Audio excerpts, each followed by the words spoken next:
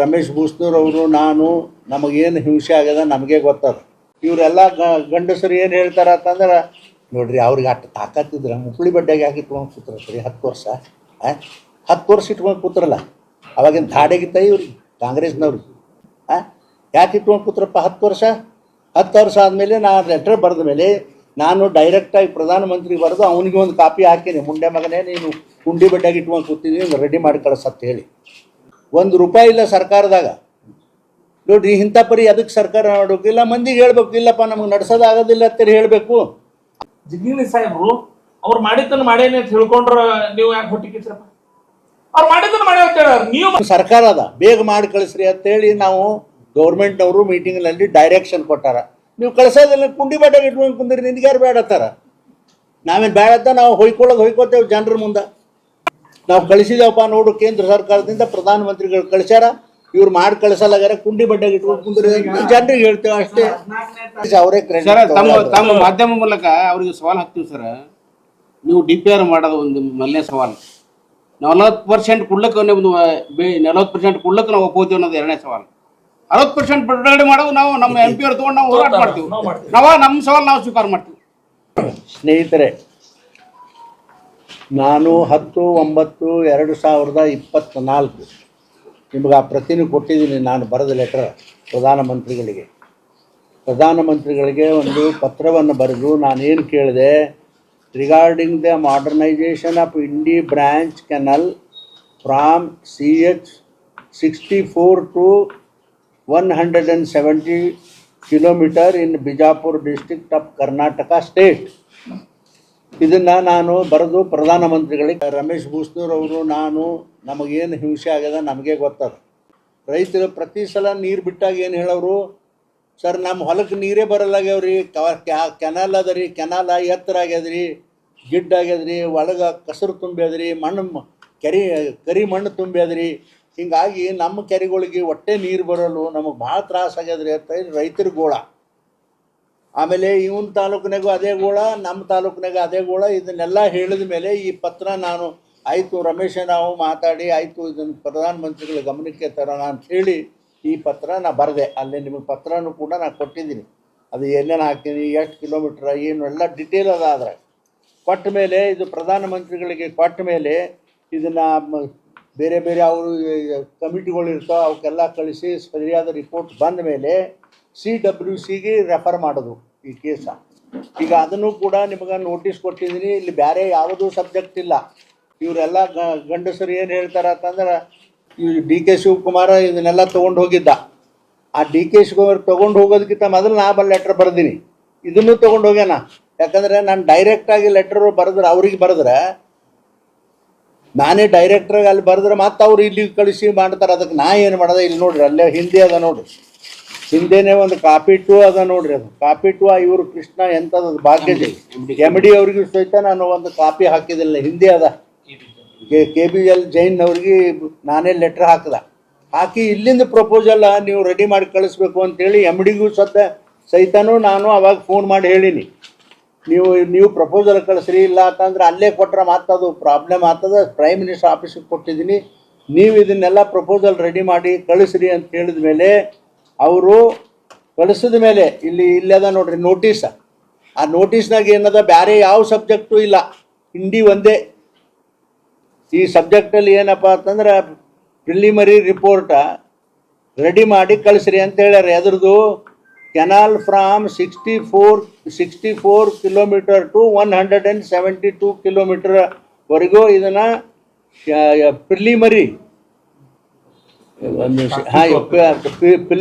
Physical report PFR ಅದನ್ನು ready ಮಾಡಿ ಕಳಿಸ್ರಿ ಅಂಥೇಳಿ ಅವರು ನೋಟಿಸ್ ತೆಗೆದ್ರು. ನೋಟಿಸ್ ತೆಗೆದ ಮೇಲೆ CWC ಮೀಟಿಂಗ್ ಕೂಡಿ ಅದಕ್ಕೆ ಸುಮಾರು ಜನ ಇವರೆಲ್ಲ ಡೈರೆಕ್ಟ್ರು, ಚೀಫ್ ಅದು ಐತೆ ಅದ್ರಾಗೆಲ್ಲನೂ.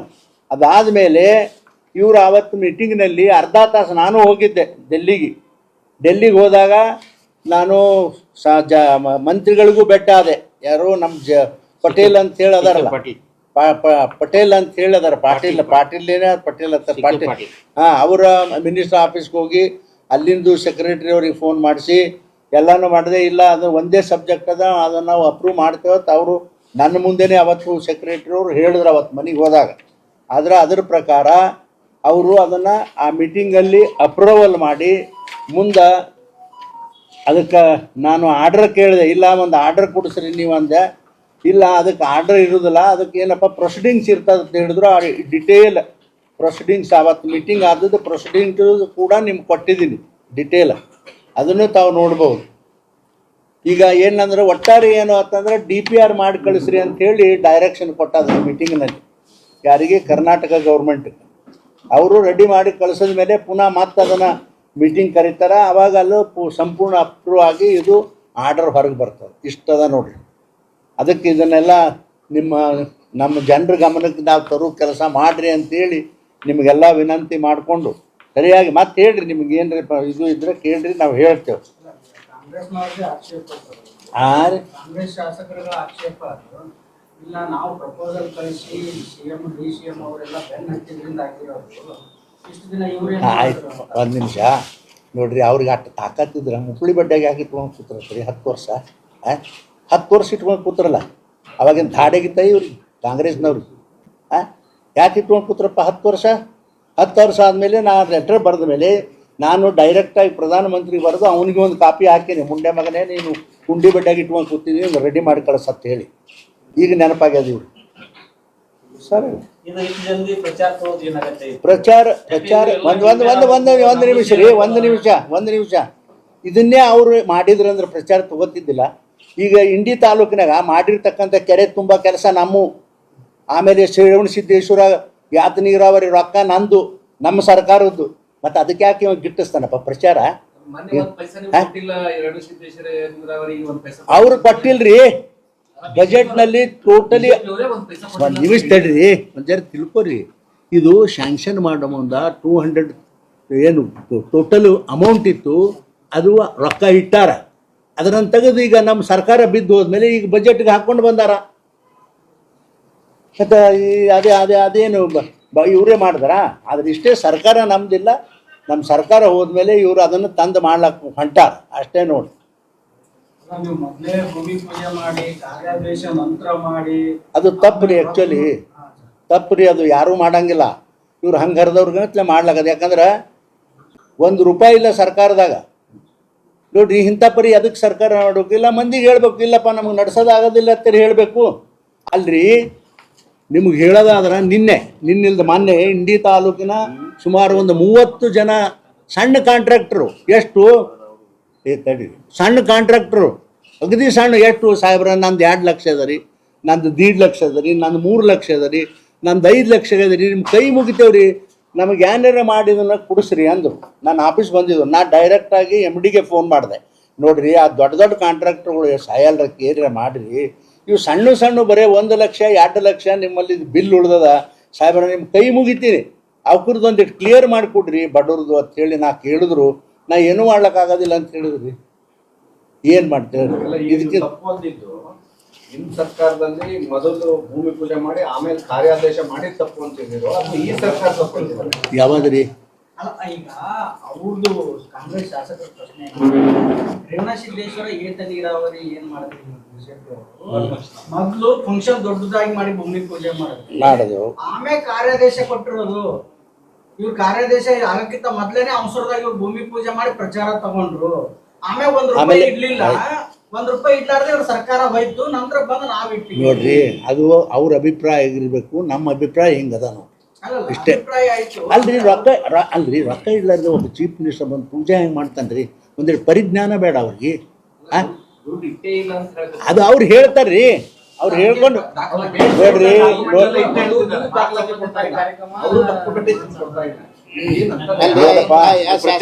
ಕಾರ್ಯಕ್ರಮ ಬಂದಿದ್ದ ಅಲ್ಲೇ ಹೇಳ್ಬೇಕಾಗಿತ್ತು. ಅವಾಗ ಭಾಷಣ ಮಾಡೋದಲ್ಲ ದೊಡ್ಡ ಬಟ್ ಚಿಪ್ ಗೊತ್ತಿಲ್ಲ. ಅವ್ರಿಗೆ ಅಭಿನಂದನೆ ಮಾಡ್ತೀನಿ ಸಲ್ಲಿಸ್ತೀನಿ ಅಂತ ಹೇಳಿ ಎತ್ತಿನ ಗಾಡಿ ನಿಂತಿದ್ದು ಫೋಟೋ. ಮತ್ತೆ ಆ ಟೈಮ್ದಾಗ ಹೇಳಿಲ್ಲಕ್ಕೆ ನಮ್ CM ಬಂದಾಗ ಯಾಕೆ ಹೇಳಿಲ್ಲ? ನಿಮ್ ಪತ್ರಿಕಾ ಕಟ್ಟಿಗೆ ಇಲ್ಲ, ಅದು ಸರ್ಕಾರಿ ಸರ್ಕಾರ ಹಣ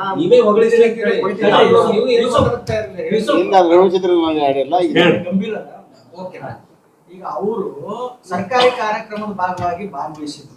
What do you mean? ಅವತ್ತು ಕಾರ್ಯಾದೇಶ ಇರ್ಲಿಲ್ಲ. What do you mean? ನೀವ್ ಯಾಕೆ ಕಾರ್ಯಾದೇಶ ಅದ್ರ ಮಾಡಿದ್ರಿ? ಅರ್ಥ ಏನು? ಅಂದ್ರೆ ನೀವು ಅವತ್ತು MLA ಯಾರಿದ್ರು? ಯಾರ್ರಿ? ಒಬ್ಬ MLA ಇದ್ದವಂಗ ತನ್ನ ಕ್ಷೇತ್ರದಾಗ ಕಾರ್ಯಾದೇಶ ಅಲ್ಲಾರ್ದ ಕಾರ್ಯಕ್ರಮ ಆತದ ನೀನು ನನಗೇನು ಗೊತ್ತಿದ್ದಿಲ್ಲತಿ ಅಂದ್ರ ನೀವು ಶಾಸಕ ಜವಾಬ್ದಾರಿ ನಿಭಾಯಿಸ್ತಿದ್ರು ಸುಮ್ಮದಿರು ಎಲ್ಲರ ಜೊತೆ ಅಲ್ರಿ ಇದು ಹೌ ಇರ್ರೆಸ್ಪಾನ್ಸಿಬಲ್ ಅನ್ನೋದು ತೋರಿಸ್ಕೊಡ್ತಿಲ್ಲ. ಅಂದ್ರೆ ನೀವು ಕಾರ್ಯಾದೇಶ ನಂತರ ಮಾಡಿದಂತ ಅಲ್ರಿ ಆಗಿಲ್ಲ ಅವ್ರು ಹಂಗ ಹೇಳ್ತಾರ.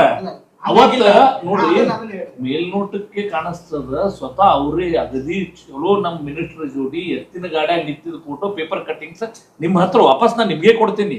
ಅವತ್ತ ಅವ್ರಿಗೆ ಗೊತ್ತಿಲ್ಲ ಅಂತಾರಂದ್ರ ಇರ್ರೆಸ್ಪಾನ್ಸಿಬಿಲಿಟಿ ಆಗ್ತದೆ. ಗೊತ್ತಿದ್ದು ಕಾರ್ಯಕ್ರಮ ಭಾಗವಹಿಸಿದ್ರ ಜನರಿಗೆ ಮೋಸ ಆಗ್ತದೆ.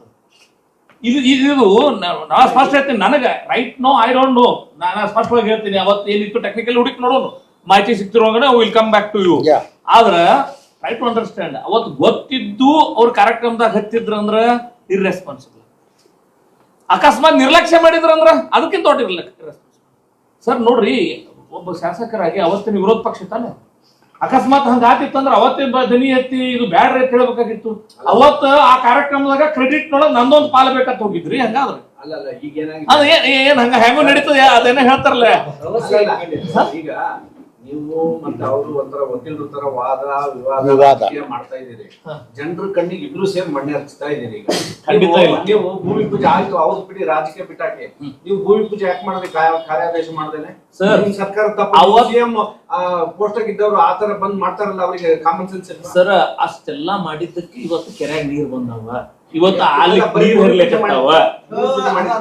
ನೋಡ್ರಿ ಒಂದು ಅಲ್ಲಲ್ರಿ ಇದ್ರದ್ದು ನಮ್ಮ ಸರ್ಕಾರದಾಗ ನಮ್ಮ ಸರ್ಕಾರದಾಗ ಯಾಕೆ ಹೇಳ್ತೀರಿ? ನಮ್ಮ ಸರ್ಕಾರದಾಗ ಕಾರ್ಯಾದೇಶ ಮಾಡ್ದೇನೆ ಸಿಎಂ ಬಂದ್ ಹೆಂಗ್ ಮಾಡಿದ್ರು? ಹಿಂಗೆಲ್ಲ ಮಾಡಕ್ ಆಗುದಿಲ್ರಿ. ಅವರೇ ಇದ್ರಲ್ಲ, ಅವ್ರು ಏನ್ ಹೇಳತ್ತಾರ ನನಗೆ ಅರ್ಥ ಆಗಲ್ಲ. ಇದು ನೋಡ್ಬೇಕದು. ಅವ್ರು ಹೇಳೋದಿಷ್ಟೇ, ಭೂಮಿ ಪೂಜೆ ಮಾಡೋ ದಿನ ಬೇರೆ, ಕಾರ್ಯಾದೇಶ ಆಗಿರೋ ದಿನ ಬೇರೆ. ಫಂಡ್ ₹1 ಇವ್ರು ಇಟ್ಟಿಲ್ಲ, ನಂತರ ಬಂದು ಚುನಾವಣೆಗೆ ಹೋದ್ರು, ನಂತರ ಬಂದು ಇಟ್ಟಿರೋದು ಸರ್ ಅಂತೇಳಿ ಅವರು ಯಾವ ಅರ್ಥನಾಗ ಹೇಳತ್ತಾರ ಒಂದು ಅರ್ಥ ಮಾಡ್ಕೊಳ್ರಿ. ಟೆಕ್ನಿಕಲಿ ಕಾರ್ಯಾದೇಶ ಈ ದಿನ ಅನ್ನೋದು ಅವ್ರ ಧ್ವನಿ ಎತ್ತಬೇಕಾಗಿತ್ತು. ಆ ಡೀಟೇಲ್ಸ್ ನಮ್ಗೆ ಸಿಕ್ಕಂದ್ರೆ ನಾನು ವಾಪಸ್ ರೇಟ್ ಮಾಡ್ತೀನಿ. ಭಾಳ ಸ್ಪಷ್ಟ. ಅವತ್ತಾಗಿರೋ ಕಾರ್ಯಾದೇಶದ ಮೇಲೆನೆ ಕೆಲಸ ಆಗೈತೆ. ಹಣ ನಾವು ಕೊಟ್ಟಿಲ್ಲ, ನಾವು ಅಧಿಕಾರದಾಗ ಇರ್ಲಿಲ್ಲ, ನಮ್ಮ ಸರ್ಕಾರ ಬಂದೋದ್ ಕೊಟ್ಟಿವಿ ಅನ್ನುವಂತ ಮಾತು ಹೇಳತ್ತಾರೆ. ಹಂಗಾದ್ರ ಇವ್ರ ಸರ್ಕಾರದಾಗ ತೊಗೊಂಡ ನಿರ್ಣಯಗಳು ನಮ್ಮ ಸರ್ಕಾರದಾಗ ಕೊಟ್ಟಿರೋದಿಲ್ಲ ಅಂದ್ರೆ government is a continuous body. ಇದು ಎಕ್ಸ್ಚೆಕರ್ಸ್ ನಮ್ಮ ಮನಿದು ಅಲ್ಲ, ಅವ್ರ ಮನಿದು ಅಲ್ಲ. ಫೈನಲಿ ಕೊಡೋದು ಟ್ಯಾಕ್ಸ್ ಪೇಯರ್ಸ್ ಮನಿ. ಅವ್ರೇನಾದ್ರು ನನ್ನ ಸರ್ಕಾರ ಬಂದಿಂದ ಬಿಲ್ ಮಾಡೀನಿ ಅಂದ್ರೆ ಈಗ ಸಿದ್ದರಾಮಯ್ಯನವ್ರು ಏನ್ ಮಾಡ್ತಾರಲ್ರಿ, ಇದ್ರ ಬಿಲ್ ಯಾರು ಮಾಡ್ತಾರೆ?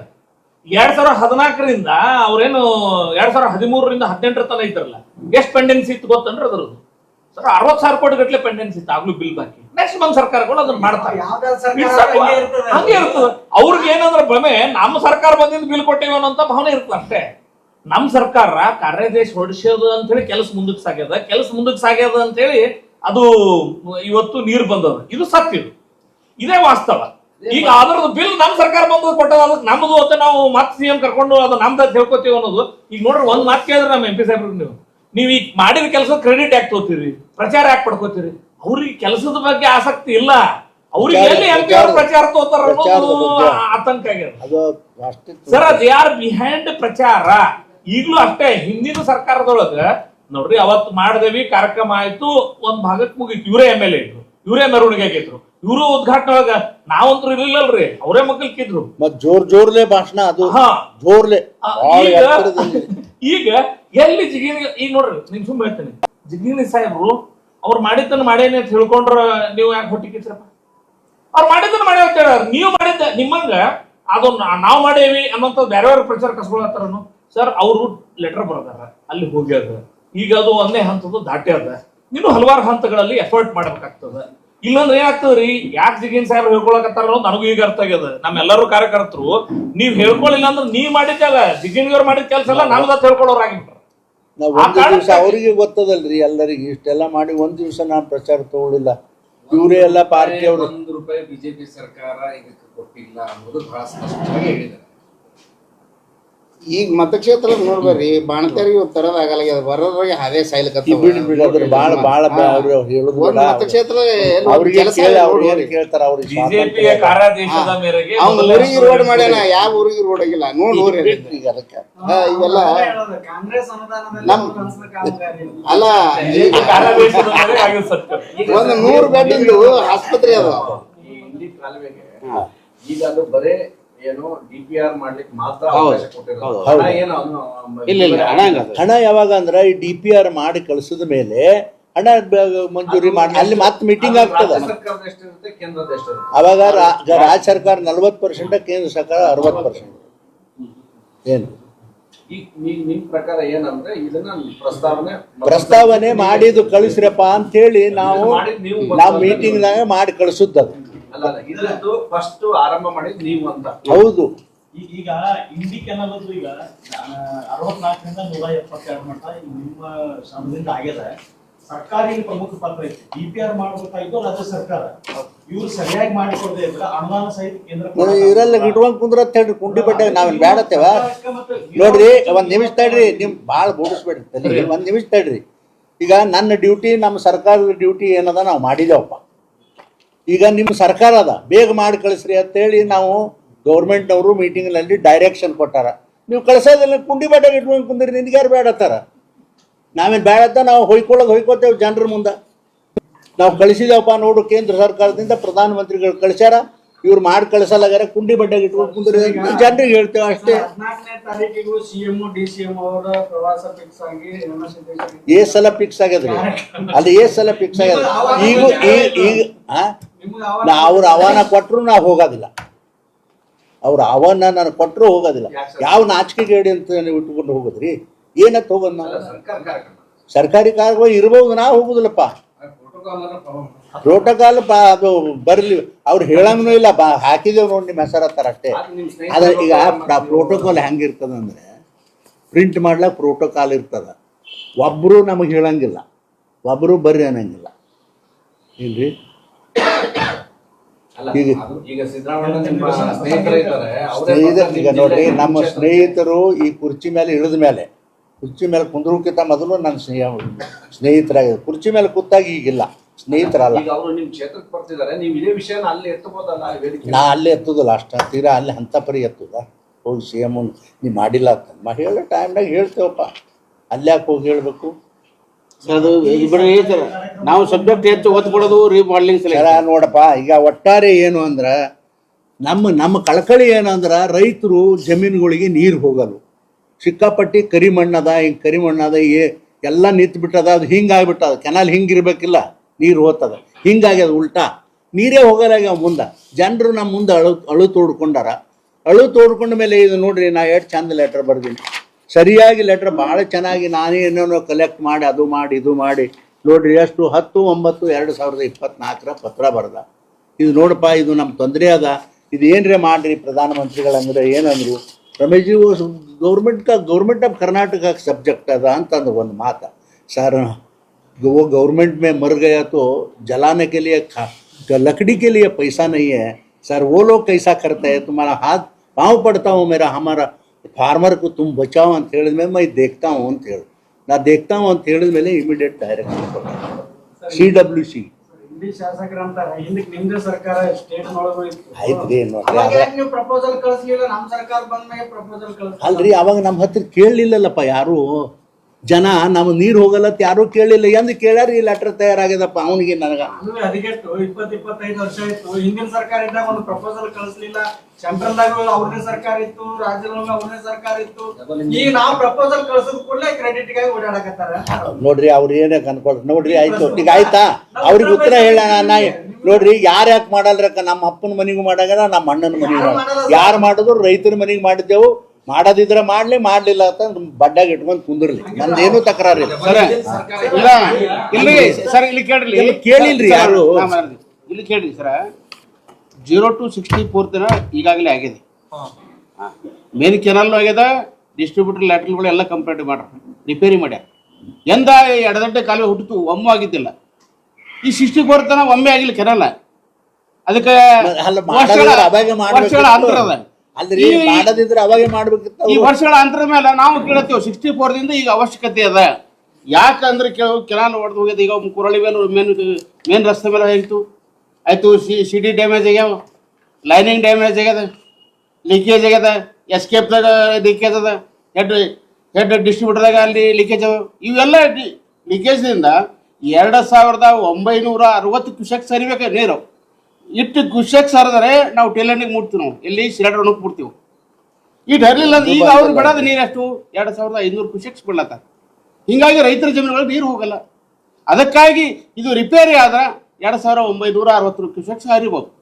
ನಮ್ಮ ಲೈನಿಗೆ ಅಷ್ಟದ 2960 ಕ್ಯೂಸೆಕ್ಸ್ ಹರಿದ್ರೆ ಇಡೀ ಎಲ್ಲ ಏನು ರೈತರ ಜಮೀನುಗಳಿಗೆ ನೀರು ಹೋಗ್ತದೆ. ಈಗ ಇದು ಇಂಡಿದ ಮುಂತಾನೆ ಇನ್ನೊಂದು ಏನಾಗಿದೆ ಸಮಸ್ಯೆ ಅಂದ್ರೆ ಈ ಕೆವಿ ಚಾನಲ್ದು ಕ್ಲೋಸರ್ ಕಾಮಗಾರಿಗೆ 2 ರಿಂದ 3 ವರ್ಷದ ದೊಡ್ಡ ಬಿಡುಗಡೆ ಆಗಿದೆ. ಈ ಬಾಬತ್ತು ಸಮಸ್ಯೆ ಭಾಳ ಇತ್ತು. ರಾಜ್ಯ ಸರ್ಕಾರಕ್ಕೆ ಯಾಕೆ ನೀವು ವಿರೋಧ ಪಕ್ಷವಾಗಿ ಅವ್ರನ್ನ ವಾಸ್ತು ಗೊತ್ತಾಗಿದೆ? ಕ್ಲೋಸರ್ ಕಾಮಗಾರಿಗೆ ದೊಡ್ಡ ಬಿಡುಗಡೆ ಮಾಡಿಲ್ಲ ಸರ್. ರಾಜ್ಯ ಸರ್ಕಾರ ಕೃಷ್ಣಾ ನಡಿಗೆ ಯಾ ನಡಿಗೆ ಮಾಡಲ್ಲ. ವರ್ಷಕ್ಕೆ 20,000 10,000 ಕೋಟಿ ಕೊಡ್ತೀವಿ. ಅವ್ರಿಗೆಲ್ಲ ಗೊತ್ತದ ಎಲ್ಲ ಇದ್ದು ಹೇಳ್ರಿ. ನೀವೇ ಅವತ್ ಇದ್ರಿಲ್ಲ ದರ್ಬಾರ್ ಹೈಸ್ಕೂಲ್ನಾಗ, ನೀವು ಇದ್ರಿಲ್ಲ ಗ್ರೌಂಡ್ನಾಗ ಹೊಸೂರು ಇದ್ದವ್ರು ಎಲ್ಲರೂ ಇದ್ರಿಲ್ಲಪ್ಪ. ಏನ್ ಹೇಳೋಗ್ಯಾರ ನಾಚಿಕ್ ಗೇಡಿಗಳು? ಒಂದ್ ಮಾತು ಕೇಳಕ್ ಬರೋದಿಲ್ಲ ಅವ್ರಿಗೆ. ನೀವು ಏನ್ ಹೇಳೋದ್ರಿ? ಪ್ರತಿ ವರ್ಷ ಇಟ್ಟು ರೊಕ್ಕ ಕೊಡ್ತೇವೆ ಅಂತ ಹೇಳಿದ್ರು, 1 ರೂಪಾಯಿ ಕೊಡ್ಲಿಲ್ಲ. ನಮ್ಮ ನಡೆ ಎಲ್ಲಿಗೆ ಅಂತ ಹೇಳಿದ್ರು, ಕೃಷ್ಣಾ ನದಿಗೆ ಅಂತ ಹೇಳಿದ್ರು. ನಮ್ಗೆ ಯಾಂಗ್ರಿ ಇದು? ಬರೀ ಅಧಿಕಾರಿ ಬರ್ಲಾಕ ಅಷ್ಟೇನಾ ಇವ್ರ ಸ್ಲೋಗಾನ? ಏನ್ ಹೇಳ್ತಾರೆ, ಕೃಷ್ಣ ಯೋಜನೆ, ಈ ಕೃಷ್ಣ ಯೋಜನೆಗೆ ಕಾಂಗ್ರೆಸ್ ಅಧಿಕ ಪ್ರಮಾಣದ ಇದುವರೆಗಿನ ಅನುದಾನ ಕೊಟ್ಟು ಅದನ್ನ ಆದ್ಯತೆ ಮೇಲೆ ಮಾಡಿದೆ. ಡುಬ್ಬ ಚಾಪರ್ಸ್ಕೋ ಅಂತ ಹೇಳ್ರಿ. ಡುಬ್ಬ ಕೊಟ್ಟಿಲ್ಲ ಅಂತ ಹೇಳ್ತೀವಿ ಅಣ್ಣಾರ ಅವ್ರು ಹೇಳ್ರಿ ಇಷ್ಟೇ. ನೀವು ಡುಬ್ಬ ಚಪ್ಪರ್ಸ್ಕೋ ಅಂತ ಹೇಳ್ರಿ. ನಾವಂತೂ ಚಪ್ಪರ್ಸ್ಕೊಳಗಿಲ್ಲ. ಜನರು ಓಟ್ ಹಾಕ್ಯಾರ, ಜನರು ಕೆಲಸ ಮಾಡ್ತೇವೆ ನಾವು ಅಷ್ಟೇ. ನಾವು ಅದು ಮಾಡಿದೇವೆ ಇದು ಮಾಡ್ತೇವೆ. ಡುಬ್ಬರು ಚಪ್ಪರ್ಸ್ಕೊಳ್ಳೋದು ನಮ್ದೇನು ಅಭ್ಯಂತರ ಏನಿಲ್ಲ. ನಮ್ದೇನು ಅಭ್ಯಂತರ ಇಲ್ಲ. ಈಗ ಮೇನ್ ಕನ್ಕ್ಲೂಷನ್ ಪಾರ್ಟ್ ಹೇಳಿದ್ರು ಸಾಹೇಬ್ರು. ನೀವು ಅದನ್ನ ನಮ್ಮ ಭಾಷೆಗಳು ಹೇಳಿದ್ರು. ಈಗ ಕ್ರೆಡಿಟ್ ಬೇಕಲ್ಲಪ್ಪ ನಿಮ್ಗೆ. ಜಿಗಿವಿ ಸಾಹೇಬ್ರು 2660 ಇನ್ ಪ್ರಿನ್ಸಿಪಲ್ ಇದಕ್ಕೊಂದು ಅಪ್ರೂವಲ್ ಕೊಡಿಸಿ ಕ್ರೆಡಿಟ್ ತೊಗೊಂಡ್ರ ಅನ್ನೋದಲ್ಲ, ಜಿದ್ದಿಗೆ ಬಿಡು ಕಾಂಗ್ರೆಸ್. ಜಿದ್ದಿಗೆ ಬಿದ್ದು ರಾಜ್ಯ ಸರ್ಕಾರದಿಂದ DPR ಮಾಡಿಸಿ ಕೇಂದ್ರ ಸರ್ಕಾರ ಕಳಿಸಿ ಕ್ರೆಡಿಟ್ ತೋರಿ. ಅವ್ರ ಪಾಲಿನ ಕೆಲಸ ಅವ್ರು ಮಾಡ್ಯಾರ. ನಮ್ಮ ಸಹಕಾರ ಇರ್ತದೆ ಕೇಂದ್ರ ಸರ್ಕಾರ. ಜಿಗಿನ್ ಸಾಹೇಬ್ರು ಹೇಳ್ಯಾರ, ನೀವು ನಿಮ್ ಪಾಲಿನ ಕೆಲಸ ಮಾಡಿ ಅನ್ನೋದು. ಇದೆಲ್ಲದರ ಮುಖಾಂತರ ನೀವು ಕುಡ್ಕೊಂಡು ಜಿಗಿನ್ ಸಾಹೇಬ್ರು ಹೇಳೋದು ಏನಂದ್ರ ರೈತರಿಗೆ ಒಳ್ಳೆ ಈ ನೀರ ಬಾ ಚಂದ ಹೇಳಿದ್ರು ನಮ್ಮ ಬಸವನ್ ಸಾಹೇಬ್ರು. ಸರ್ 20% ಕೆಪಾಸಿಟಿ ಬಿಲ್ಡಿಂಗ್ ಇದೆ ಆಕ್ಚುಲಿ. ಇದ್ರ ಪರ್ಪಸ್ 20% ಹೆಚ್ಚಿಗೆ ನೀರು ಸಿಕ್ಕರೆ ನೀವು ಎಷ್ಟು ಹೆಕ್ಟೇರ್ ಅದೆಲ್ಲ ಡೀಟೇಲ್ಸ್ ನಿಮ್ದು ಒಳಗೆ ಅಷ್ಟು ಜನಕ್ಕೆ ಅನುಕೂಲ ಆಗ್ತದೆ. ಜಿಗಿನ್ ಸಾಹೇಬ್ರ ಬಗ್ಗೆ ಹೊಟ್ಟಿಗಿಚ್ಬಿಡಬೇಡ್ರಿ. ಅವ್ರು ಮಾಡ್ಸಾರ 2600 ಕೋಟಿ ಇನ್ ಪ್ರಿನ್ಸಿಪಲ್ ಅಂತೇಳಿ. ಇಲ್ಲಿನ ಕರ್ನಾಟಕ ಸರ್ಕಾರದಿಂದ ಆದಷ್ಟು ಬೇಗ DPR ಮಾಡ್ತಾರೆ. ಮತ್ತೆ ಜಿಗಿನ್ ಅವರಲ್ಲಿ ದಿಲ್ಲಿ ಒಳಗೆ ಕುತ್ಕೊಂಡು ಫಾಲೋ ಅಪ್ ಮಾಡ್ತಾರೆ. ಕೈ ಜೋಡಿಸಿ ಚಪ್ಪಾಳೆ ಹೊಡಿನು ರೈತರಿಗೆ ಒಳ್ಳೇದಲ್ಲಿ. ಈಗ ಹಿಂಗ್ ಮುನ್ಸ್ಕೊಂಡ್ರೆ ಹೆಂಗ ಅವ್ರ ಕ್ರೆಡಿಟ್ ಸಿಕ್ತ್ರಿ ಅಂತ ಹೇಳಿ ನೋವು ಮಾಡ್ಕೊಳ್ಳೋದು ಬೇಡ. ಇದು ಒಂದೇ ಅವ್ರ ಮೆಸೇಜ್ ಕೊಟ್ರಿ. ಅವ್ರಿಗೆ ಏನು ಸರ್, ಅವ್ರಿಗೆ ಸರ್ ತಮ್ಮ ಮಾಧ್ಯಮ ಮೂಲಕ ಅವ್ರಿಗೆ ಸವಾಲ್ ಹಾಕ್ತೀವಿ ಸರ್. ನೀವು DPR ಮಾಡೋದು ಒಂದು ಮೊದಲನೇ ಸವಾಲು. 40% ಕುಡ್ಲಕ್ಕೆ 40% ಕುಡ್ಲಕ್ಕೆ ನಾವು ಒಪ್ಪೋತೀವಿ ಅನ್ನೋದು 2ನೇ ಸವಾಲು. 60% ಬಿಡುಗಡೆ ಮಾಡೋದು ನಾವು ನಮ್ಮ MP ಅವ್ರು ತಗೊಂಡು ನಾವು ಹೋರಾಟ ಮಾಡ್ತೀವಿ. ನಮ್ಮ ಸವಾಲು ನಾವು ಸ್ವೀಕಾರ ಮಾಡ್ತೀವಿ.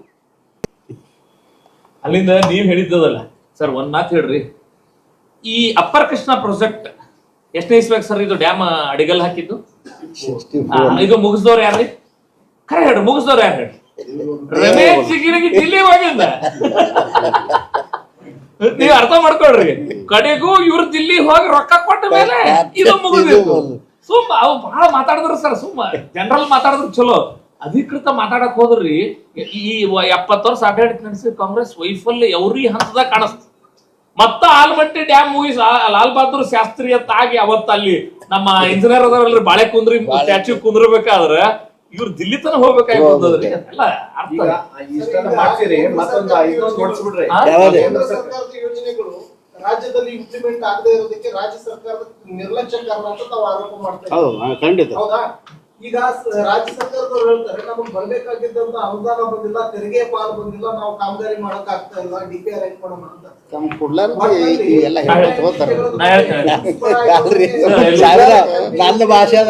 ನನ್ನ ಭಾಷೆದಾಗ ಹೇಳುದಾದ್ರ ನನಗ್ ಕುಣಿಲಕ್ ಬರುದಿಲ್ಲ, ನೆಲ ಡೊಂಕ್ ಅದ ಅಂತ ಹೇಳಿದ್ರ ನಾವ್ ಏನಪ್ಪ ಮಾಡನ್ರಿ ಹೇಳ್ರಿ ನೋಡೋಣ. ಸರ್ ಬಹಳ ಸ್ಪಷ್ಟ ಅದ.